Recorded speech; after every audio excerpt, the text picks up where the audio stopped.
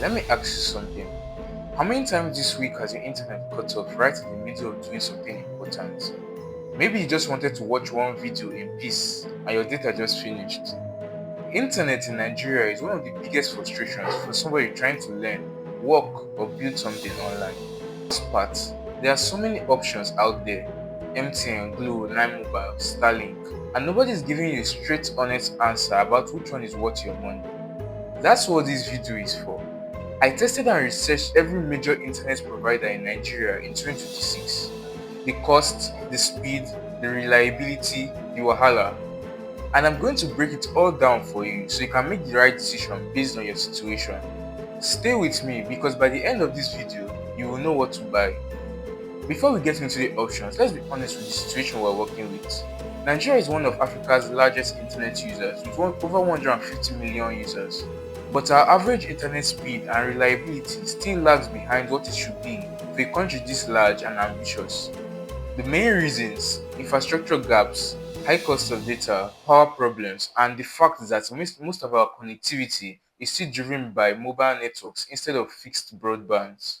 But things are improving. Starlink changed the game. Fiber is expanding in major cities, and competition between the telcos, even if slow, are pushing things forward.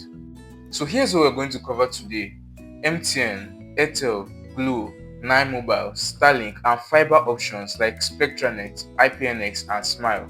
Let's go. MTN is Nigeria's biggest network, and for most people, that's the default. So let's talk about why and whether that reason is actually justified. Coverage. MTN has the widest coverage in Nigeria. Whether you're in Abuja, Kano, Lagos, or a semi-rural village, MTN is likely to have signal there while others don't. That's a real advantage that you cannot ignore. Speed. On a good day, in major cities, MTN can give you anywhere from 10 to 40 Mbps download speeds. That's decent enough for calls, streaming, and uploading files. But, and this is a big but, consistency is the problem.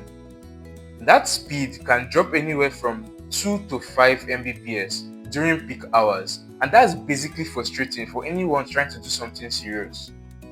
Data plan and cost. MTN data plans in 2026 are not cheap. 10 GB will cost you anywhere from 35 to 5,000 naira depending on the bundle. Their SME data options through third-party vendors are cheaper, but you take a risk on speed throttling. Okay, so here's the verdict on MTN. Best for people who travel across Nigeria and need reliable coverage everywhere. Best for remote workers who need a solid backup connection. Not for heavy bandwidth users who need consistent high-speed connections for long hours. Airtel is the second largest network in Nigeria, and honestly, in many places it gives MTN a real run for its money. Airtel's coverage is quite strong in urban and semi-urban areas. It doesn't quite match MTN in very remote locations, but for average Nigerians living in cities, it is adequate. Speed. This is where Airtel surprises most Nigerians. In locations in Abuja and Lagos, Airtel's 4G speeds are actually faster and more consistent than MTN's. Users usually report 20 to 50 Mbps on a good Airtel connection, and their network congestion is actually lower because they have fewer subscribers than MTN. Data plans and costs. Airtel tends to offer slightly more competitive pricing than similar bundles with MTN. Their 4G router for home use is actually worth considering if you want to share internet across devices. Okay, so here's a verdict on Airtel. Best for freelancers and remote workers in urban areas who want a solid 4G connection. People who find MTN network too congested in their areas. Not ideal for people who stay in remote or very rural locations or undeserved locations. Glo. The network Nigerians love to complain about but keep using because their data plans are cheap. Glo has decent coverage in southern Nigeria but is noticeably weaker in the north. In cities it works, but in smaller towns you might struggle. Glo speed is inconsistent. On a good day you can be looking at speeds from 10 to 20 Mbps with good connection. On a bad day you can be looking at speeds that make you want to throw your phone out of the window. Peak hour performance is one of Glo's biggest weaknesses. Data plans and costs. This is where Glo wins. Glo consistently offers the cheapest data plans among the telcos. If budget is your primary concern and you don't need rock solid reliability, Glow makes sense. Glow is best for students and people who use the internet lightly. WhatsApp, casual browsing, social media. It is not ideal for remote workers, freelancers, or people doing video calls, heavy downloads, or large uploads. Let's keep this one short because honestly, 9 Mobile has been struggling. Their network quality has declined over the past few years due to ownership and financial struggles. Speed and coverage are both below the competition in many areas. Unless you have a specific reason for using 9 Mobile like a cheap legacy plan or an area where their network seems to do better, I would recommend looking elsewhere for your primary data. So here's a verdict on 9 Mobile. Not recommended as your main internet source in 2026. StarlinK. This is the one everyone has been asking about, and for good reason. StarlinK has changed the game in Nigeria. What is StarlinK? StarlinK is Elon Musk's SpaceX satellite internet service. Instead of relying on ground-based towers, it uses a constellation of low-orbit satellites to beam internet straight to a dish at your location. Speed. This is where Starlink is in a completely different league. Average speeds of 50 to 200 Mbps and uploads of 10 to 20 Mbps. Latency of around 25 to 60 milliseconds, which is low enough for video calls and even online gaming. In Nigeria, many users are reporting consistent speeds which they've never experienced on any local network. The biggest advantage of Starlink is that it works virtually anywhere in Nigeria with a clear view of the sky, remote villages, farms, locations that no telcos have ever considered building a tower. Starlink works there. The catch: Starlink is expensive by Nigerian standards. The dish and the router cost about $350 to $400 upfront, which is about 400 to 600,000 roughly. The monthly subscription costs about $30 to $50 depending on your plan. That's around 45,000 to 75,000 naira every month. For an individual, that's steep. But for a small business, a co-working space, or a school, or a household where they are splitting the cost, it can make a lot of sense. Is it worth it?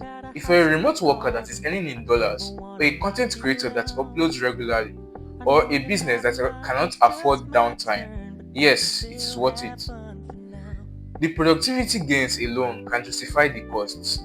If you're a student or someone on a tight budget, it's not worth it yet. Stick with the telcos for now. So here's the verdict for Starlink. Best for freelancers or remote workers earning in foreign currencies, schools, businesses, rural areas, but not ideal for budget-conscious individuals or people in tight financial situations. If you live in Abuja, Lagos, Port Harcourt, or other major cities, fiber internet is an option worth considering. Spectranet offers fixed 4G Lite and fiber options. Their speeds are generally good from 20 to 50 Mbps, and their unlimited plans are attractive for heavy users. However, their customer service reputation is mixed and their service availability is limited in some areas. IPNX is a fiber broadband provider, mainly operating in Abuja and Lagos. Smile offers 4G Lite internet with unlimited data plans. Their strength is the unlimited data aspect, no caps, so it's very good for heavy users. If you can get fiber from IPNX to your home or office, you're looking at one of the most stable and fastest internets in Nigeria. Speeds of about 50 to 100 Mbps with low latency. Pricing is premium but competitive for what you get. Let me make this practical based on your situation. Here's what I recommend. Not ideal for people living outside major cities where fiber infrastructure doesn't exist yet. So here's a verdict for fiber. It's best for people in homes and office who want stable and high-speed internet connections and are tired of depending on SIM-based data. Speed can vary, but for the price point it's very reasonable. You cannot afford downtime, invest in your connection. If you're a remote worker or freelancer earning in dollars, primary connection, Starlink or fiber if available, backup, MTN or Airtel data SIMs. If you run a small business, seriously consider Starlink or IPNX. Split the cost among staff if needed. If you're a student on a budget, Glo for cheap data, and MTN as a backup when Glo fails you. Accept the limitations. Download content when network is good and work offline when network is not. A business cannot run on a congested MTN 4G SIM. If you live in a rural area, honestly, Starlink is your best bet. The telco coverage in your area may be poor, and Starlink doesn't care about towers. The truth is that there is no perfect option for anyone. It depends on where you live, what you use internet for, and how much you're willing to spend on it. If you just want WhatsApp or social media, any of the telcos will do. Glo gives you the most data for your money. So there you have it, the most honest breakdown of internet options in Nigeria in 2026. If this video helped you, please like it. It genuinely helps this information reach more Nigerians who need it. Share this video with someone who's been complaining about their internet connection. But now you have all the information you need to make a smart decision. No more wasting money on the wrong plan. Subscribe if you haven't. I make videos like this regularly, breaking down tech topics in a way that Nigerians can actually understand. I'll see you in the next video. Stay connected. And drop in the comments which network are you using right now, and are you happy with it? I read every comment.